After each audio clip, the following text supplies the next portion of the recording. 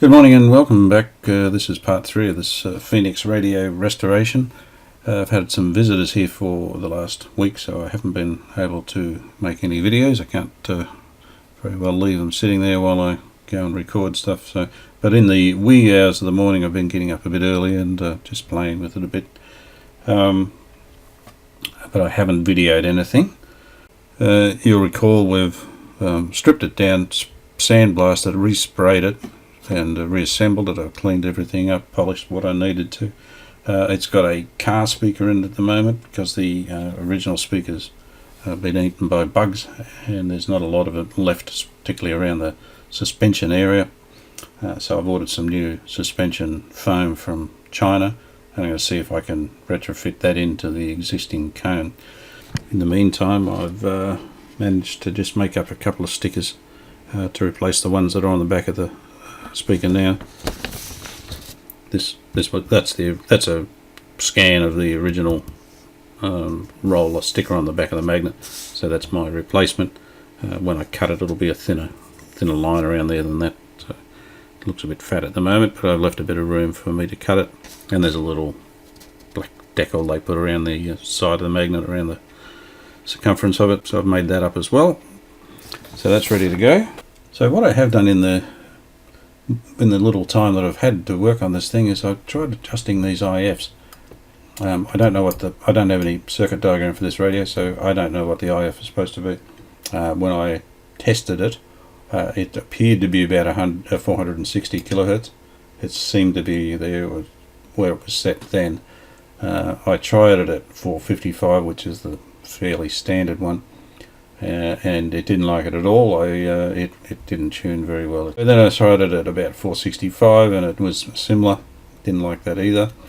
So I thought 460 is about right. I also did try just putting the radio on a weak station and just twiddling these and to get the best signal. But you have to do that by ear, because if you put a meter on, the meter just wobbles around, as people talk. It moves, so you can't get a maximum with it. So you have to do it by ear, but ultimately when it finished up, it didn't sound very good. So I just went back, I set it all at 460, and that's where it is now, and it's working really well. So I'm going to leave it there. I'm happy with that. I still have to do the oscillator, the aerial, and the paddle down there, the three adjustments, but I need the set inside the case with a pointer on it, and then I can set these three. I think there's enough room for me to get in there and just do those small adjustments with the case on it. While I was doing these IF adjustments, I had the rectifier in, and you'll notice that the rectifier is missing. I had the rectifier valve in, and it was all running quite nicely, and all of a sudden there was a very bright light down the bottom of the rectifier valve there, and the filament went open circuit. Now the filament voltage is running at its 6.3, it's fine as far as the voltage is concerned. So I assume this has just had its day and gave up, I hope. In the meantime, I fitted this 6x4 7-pin valve, which is a successor to the original 7Y4 valve that was the rectifier. And all I've done is I'll go sideways here. All I've done is wired the base here for the 6x4 into the base of the old socket there. So when I get the new valve, when I've ordered a new one, when I get that in the next day or 2 or 3, I'll just take those off and I'll throw the new valve in.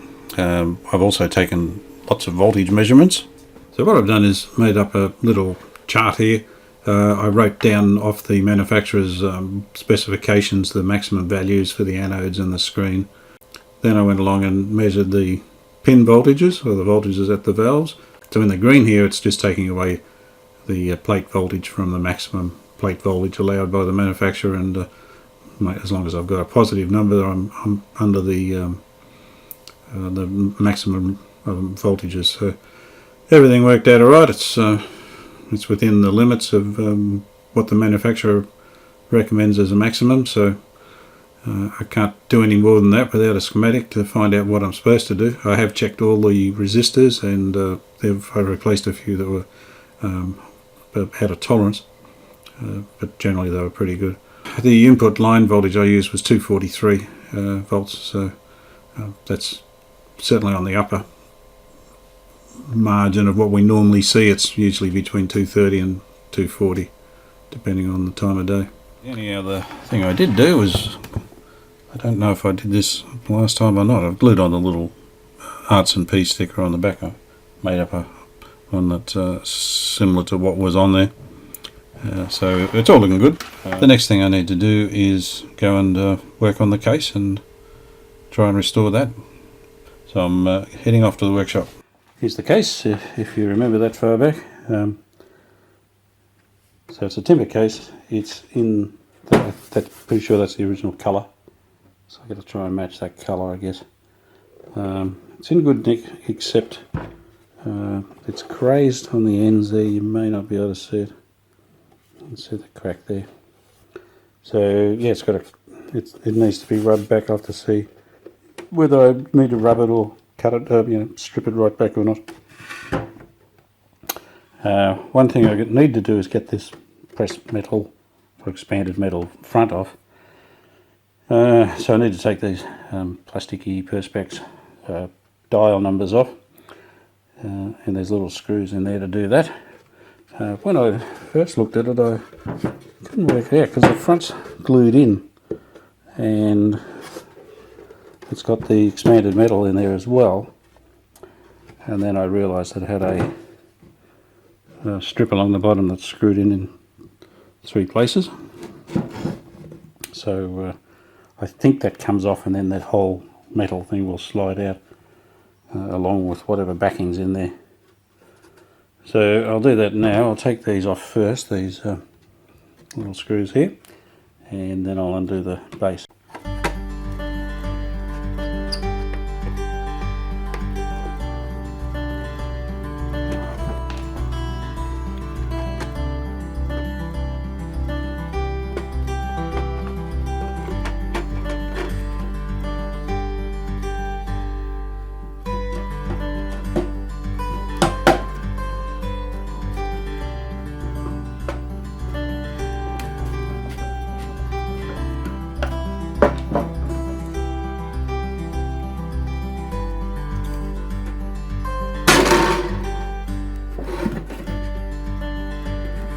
Alright, that's come off right, so I don't quite know what colour that was. I guess it was white originally, so it would have been a white background, white cloth in the centre there. So should be able to replace that or respray that, of course. Just get rid of the cloth, clean all the white mud wasps out, and give it a clean up. Alright, I'll get started on the sanding. Yeah, there's a little nail come through there, I think. Maybe not.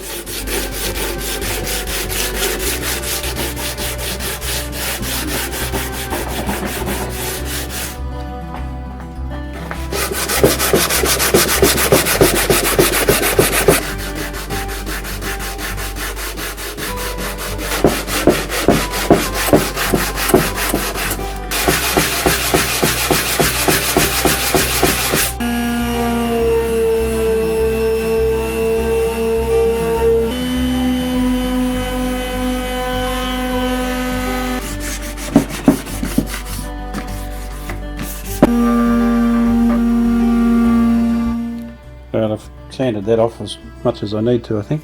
It's come up pretty good, not too bad at all. I've got some blade putty here. I'm going to use that to just fill in the imperfections and try and get a nice smooth finish on it. I've never actually used this before, so we'll see how it goes. I do know it dries very quickly, so you've got a lot of time to muck around with it.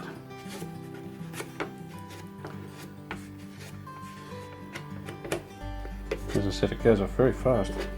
Very fast. Look, it's gone. It's gone.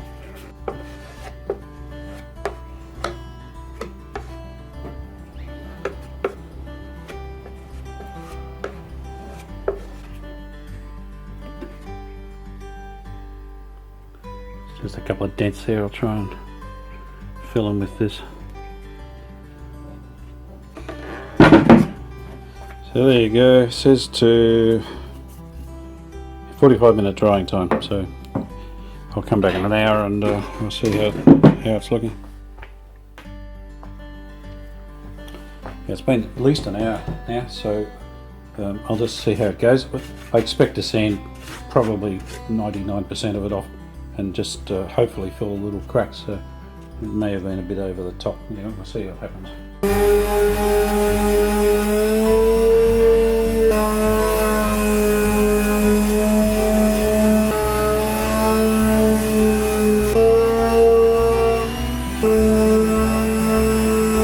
So there it is. I've just done the top and side.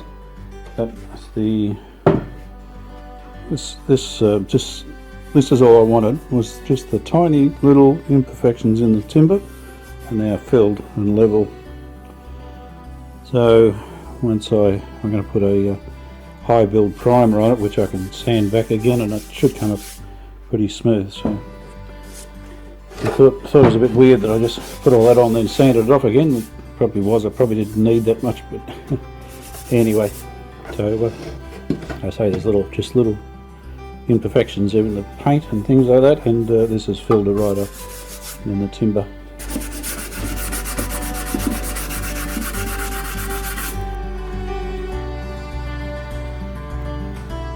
Okay, so sanded off, and I've put some masking around the areas I don't want covered in paint. I'm going to use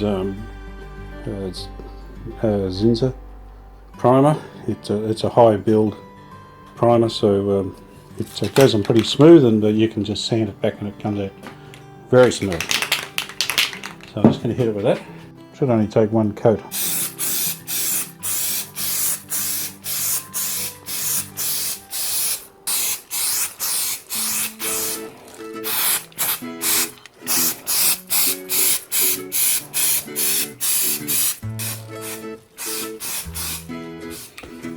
I've let this dry overnight, so I'm just going to rub it back. This undercoat tends to clog the paper, so I'm going to use wet and dry.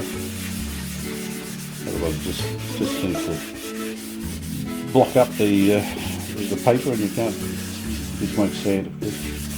So I'm just trying to get it as smooth as I can. It's really hard, this undercoat. So just give me a minute. I'll just clean all the imperfections off it.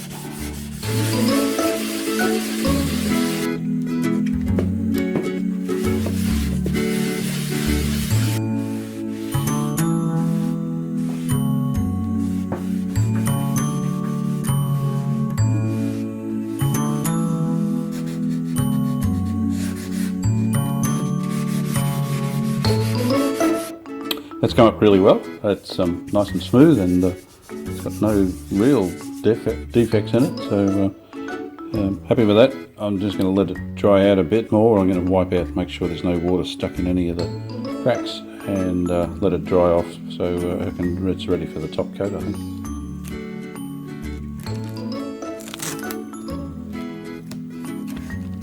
That's all dried off and ready to paint. I've cleaned it all off, blown it off with air, and rubbed it with a rag, so I've got all the little imperfections out, I think.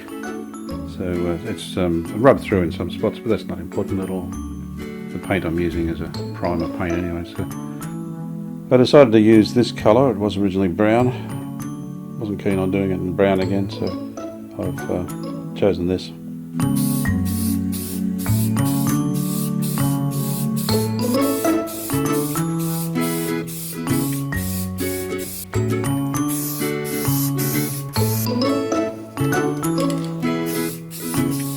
Well, there it is, all painted. I've given it a number of coats now, so it's come up pretty good. Pretty happy with that. I also painted the rail that went along the bottom there, so that's painted, and I also painted the pointer for the dial. So I'm going to leave this for about 24 hours now, so I'll leave it till tomorrow morning, and just lightly cut it back if it's hard enough. Might even have to wait another day for it to harden properly. Just cut it back lightly and then polish it. It should come up pretty good. While I'm waiting for the paint to dry on the cabinet, this arrived in the mail today. I got 2 packages today. I'll open this one first, and I suspect it's the foam suspension for the... No, it's not. It's capacitors. I thought it was going to be the foam suspension for the for my speaker, but it's not. So yeah, these are coming from Carl.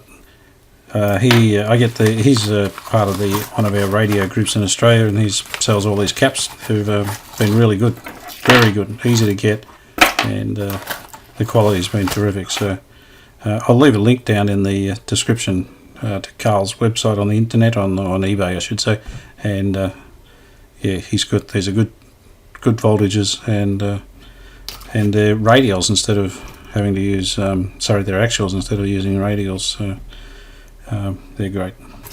So I get all my stuff from him now, all my stock. He's got lots of radio parts there actually, the new stuff, not parts for radios, but capacitors and various other things. He's even starting to sell knobs now, reproduction knobs.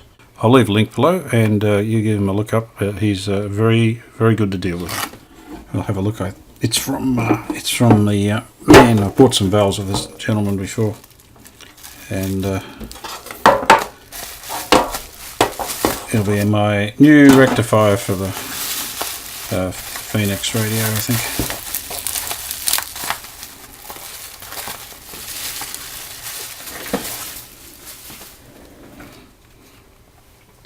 So there it is.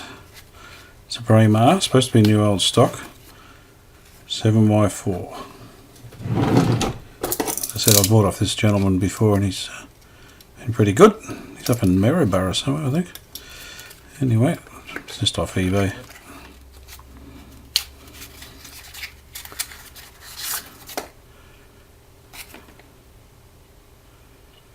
Five by 4, there it is.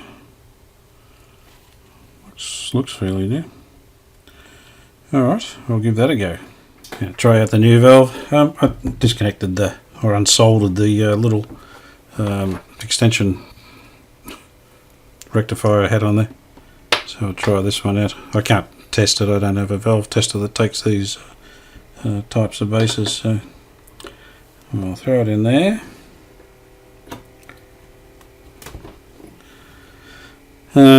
I'll put it on restricted power again, just for fun, or just to be safe. And I've got an aerial on, so I'm going to put it on. We're going well there. 12.2 watts. Seems to be working, doesn't it? So there we go. We've got about 240 volts. Let's check it up here. Just saw it go past. Hang on. 238.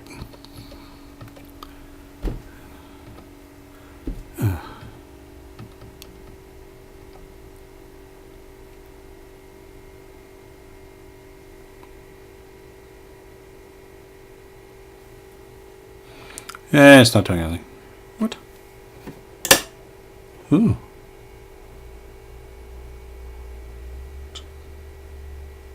What's going on?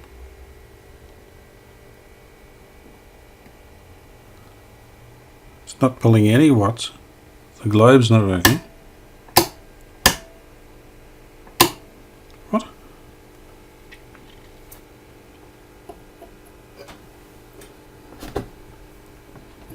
Not pulling any. Did it blow the fuse? I wonder if it blew the fuse. Alright, power off. Let's have a look.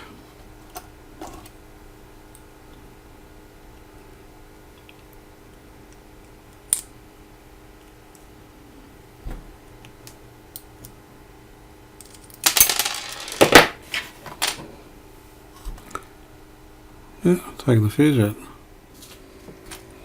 Well, it's taken the little fuse I put in out, but when I put the dim bulb on it was alright. It didn't seem to pull a lot. I might run it a bit longer. I'll put another fuse in, just run it a bit longer. I don't know. The other one blew its filament. Let's check to see the filaments are alright.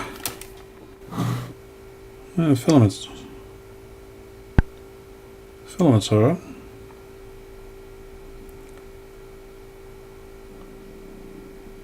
It's all over the place, but that's me. It's got some. The filament's intact. I'll refuse it to see what is going on. I'll keep an eye on the watt meter this time, so I won't be in such a rush. I'll let it go up gently and just see what's going on. I'm going to get a fuse.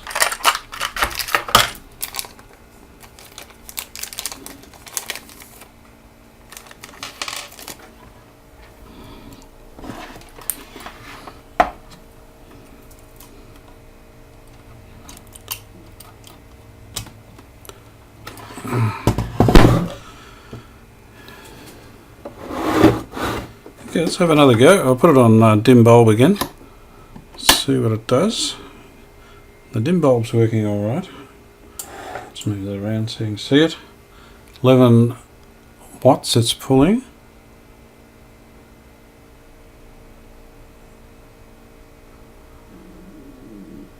So it's whoop.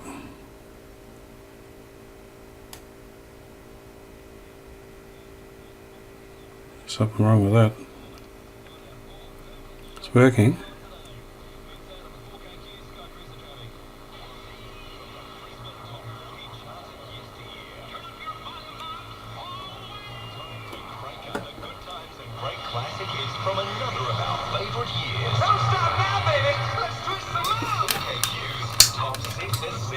Hi there, Nick Michaels here. Thursday night, look at the Brisbane Top 40 chart for this week in 1980. Coming up the first. So that's working right there. I wonder what went wrong. Is it just too much of a surge for it? Radio Brisbane. Have to get it off the music. I'll get a copyright hit. 5 past 6. ABC News 24 is just flashing that in breaking news, Julian Assange will be extradited to the United States. Apparently, authorities in the United Kingdom have approved a United States request to extradite Julian Assange. Alright, so they're going to send Julian over to the US. So we've got 200 volts there. Julian Assange has apparently been approved for extradition to the United States. He's currently in Belmarsh Prison, I think, in the UK. And I'm getting up to 220 volts. Details later on today. Currently 20 degrees in Brisbane, Bayside suburbs 18, Logan 18. Alright. Ipswich 20. So back to 240 volts. It's pulling 31 watts, which was normal. Those power outages seem to have been solved, so if you're in Kilcoy, you should have power back on in town, which is good. There's still 7 homes without power at Stiglitz, a couple at Pinkenbar and a few at Banyo, but nothing major. If you can see fallen power lines, 13, okay. 19. Well, I don't know. As I said, maybe when I flicked it up to the 240 volts, it's just had enough surge to take the fuse out. I don't know. Interesting. I'll have to see how we go with it. It's fair to say that it's working. We'll see how it goes. I'm going to take all those voltage measurements again with, or at least some of the voltage measurements and see if they've changed from when I was using the 6x4 rectifier, and hopefully it's dropped a bit. So I'm assuming my new valve's working properly. So I'm just letting the case dry now. It's come up really well, so I'm just going to give it I'll give it another day to really harden off. I'm going to rub it back with some very fine wet and dry with water on it, and then perhaps give it a bit of a polish to give it a nice deep luster. So that should come up pretty good. In the meantime, I thought I'd try and overhaul these the strips that had Phoenix on it, and it's got the dial numbers on it as well. If you may remember, it was a shaped like a trapezoid. Yeah, I don't know. So this has got printing, and then it's got a coating on it, and it's I've got to try and work out how to get the coating off. So I'm just going to try a couple of different, some turpentine, and I'll just gradually work up until something starts moving it, trying not to damage the perspex. So I've got some turpentine and some methylated spirits and some acetone. Just going to, I'll just try one at a time and see what happens. I don't think the turpentine is going to affect the plastic. I also don't think it's going to affect the coating, whatever's on it. And I would say that's having absolutely no effect. Let's try the metho. Now this will melt paint. Certainly more effective than turpentine, but it's cleaning it up, it's not taking it off. No, it's not doing anything. Alright, so let's try some acetone.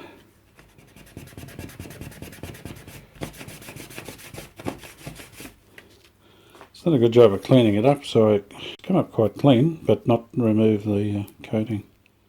I'm going to try a bit of paint stripper on it, see what that does. This is a very, yeah, it's not terribly aggressive paint stripper, so it might be alright. I'll leave that for 5 or 10 minutes and see what happens. Alright, let's give this a go. I've got a little scraper here, we'll see if it has done anything. Feels good. It's lost that grainy feel about it.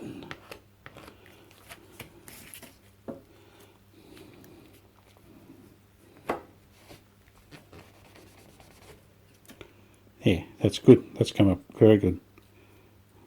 Hasn't affected the plastic, so that's great. All right, that's what I'll do. I'll just apply the length of this, and I probably left that for probably not even 5 minutes.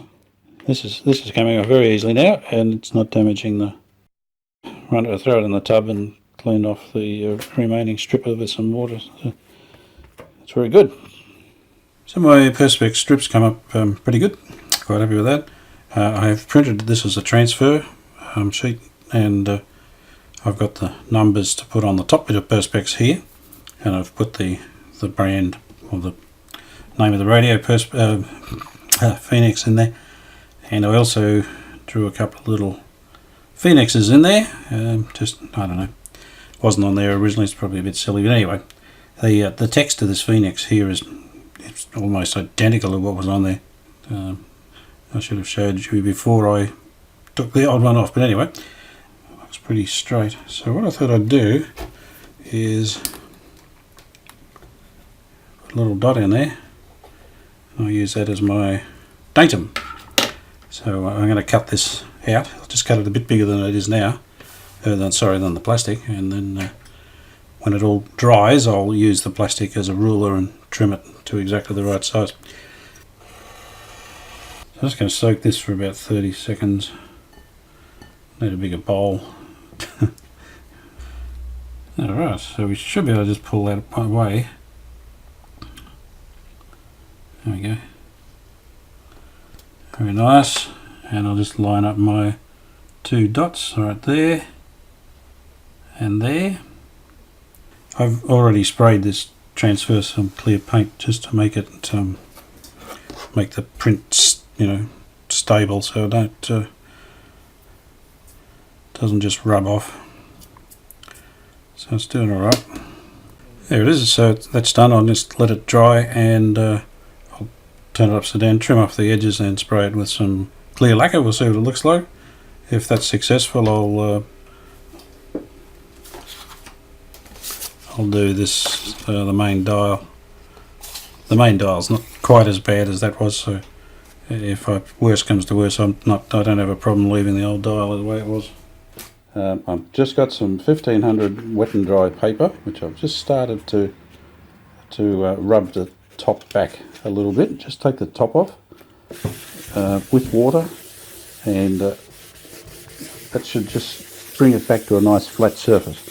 Now, of course, I've got to be really careful of the edges, because that's where the thinnest part of the paint is. I tried to make sure I built up the edges, but invariably that's where you'll wear through. Now, I don't have to take much off, just to take that sort of gloss and any little imperfections.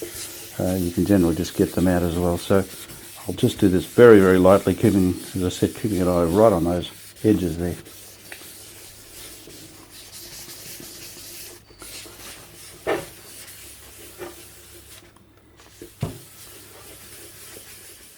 might be able to see that. I'm just trying to get through that layer of orange peel effect, just to get down to a nice flat surface. Now after I've finished doing this, I'll buff it with a bit of car polish. I think I've cut that back enough now, so I'm just going to use it's an automotive cream cut and polish. It's not terribly abrasive. I do have another one that's much more abrasive than this one, so I'll just use this and see how we go with this first. I'd be a bit worried about cutting right through with the other.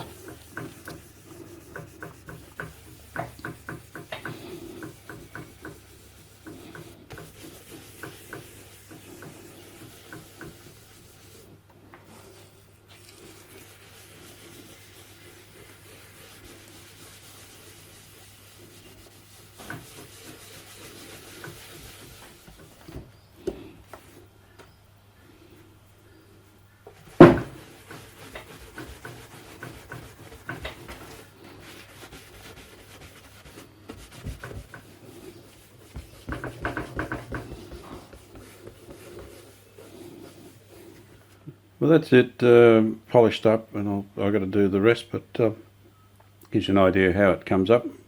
I'm not going to say it's piano smooth, and I think the paint's still a bit soft. I can't quite get the luster on it I'd like to see, but I'll just continue with the rest of it, and maybe in a day or two I'll just give it another polish and see how it goes. Not just use some sort of light polish, not going to cut it back anymore, but comes up pretty good. So there's the case. I've been working on that during the day between distractions, and so I put the front back on and put a bit of cloth inside here. It's polished up okay. I'm going to give it another day or two, and I'll give it another good polish with some finishing wax that'll give it a good shine. So it's looking pretty good. Quite happy with that. I've also done the other one with the Phoenix written on it. And this has to go on as well, the front. So that goes on there like that, and it's bolted on. And then I've got to go around the back and put some screws in the back here, in the speaker. I can put it back in the case. So I'm then going to check the tuning adjustment, make sure the dial lines up with the corresponding numbers, and put it on the shelf. But also I've got to say the radios work fine. For the last few days I've turned it on and off, and you might remember I put the valve in and blew a fuse immediately, and that hasn't done it again. That's shown no signs of doing that again. I check the currents and as it starts up, and that's all fine. So I don't know what happened. I don't know. Maybe there was a momentary short in the valve. I don't know. Anyway, it's been working fine, and it's been run. I ran it all day yesterday, and I had no issues at all. It's been good. We'll see how it comes out. It should be good. Very excited.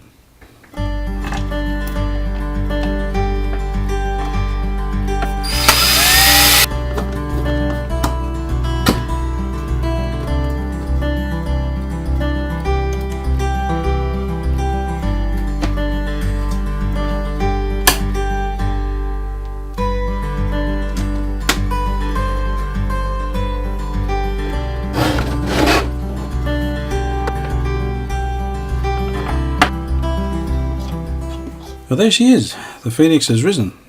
So I'll just turn some lights off. I want to see how it lights up. You ready? Oh yeah, that's good. Wow. That's hopeless.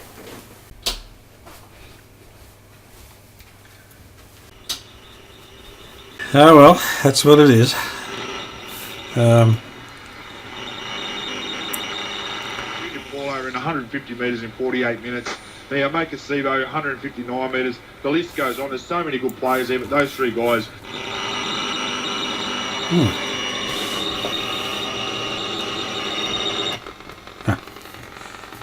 I've got my frequency generator on.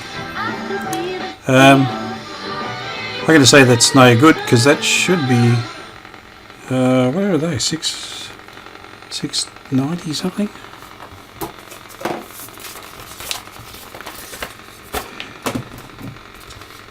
693. So maybe that might be about right, wouldn't it? It's just under 70. And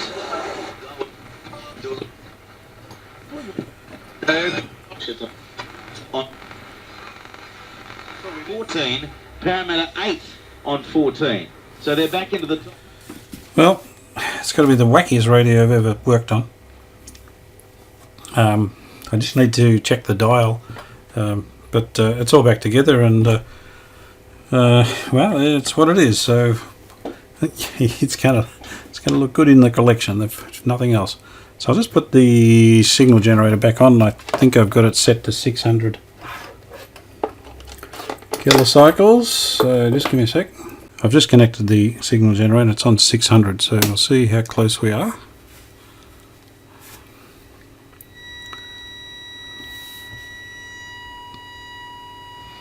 Not bad. Should be there.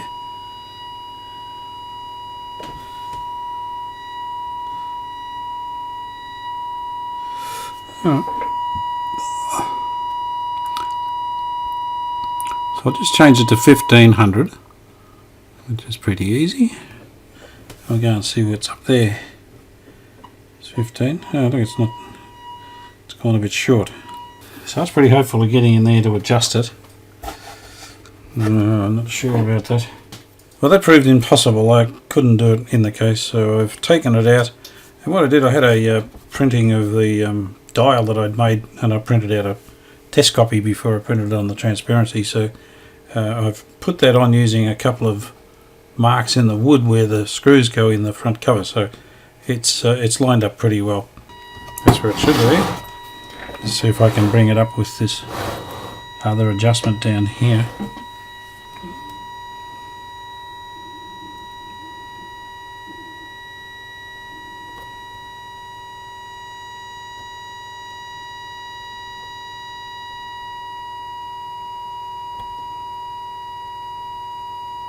Alright, let's put that to 6. So that's okay there. And I'll go back to 1500 again. My angle, that's about right there.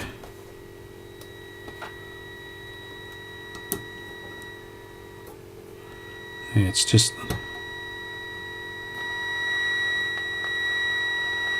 that one's a bit better.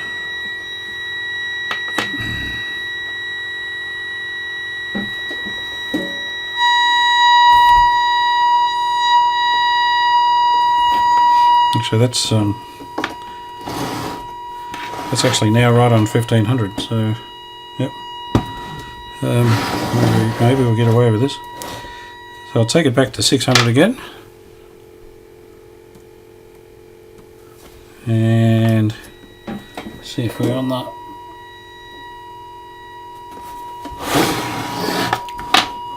There's 6.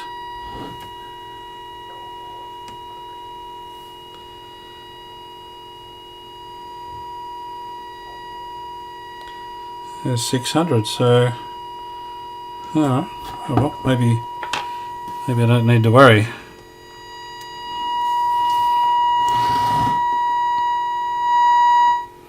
Alright, well, that's good. Just go back to 15 just to be sure. It's pretty close to 150 or 1500. Oh well, at that point I'm going to leave it alone. Just do that aerial again.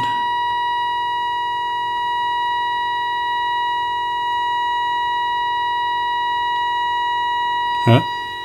So the aerial's good, that's in the middle of its travel.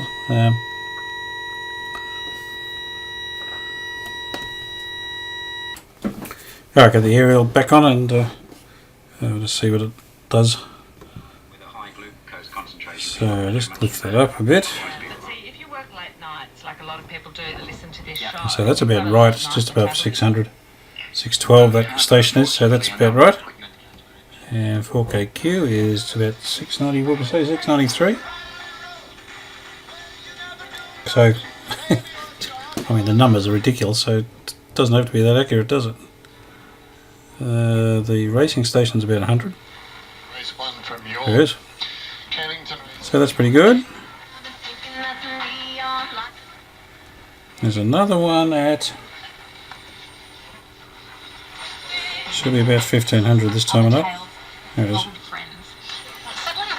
That makes you think about, I guess, life is all about, doesn't it?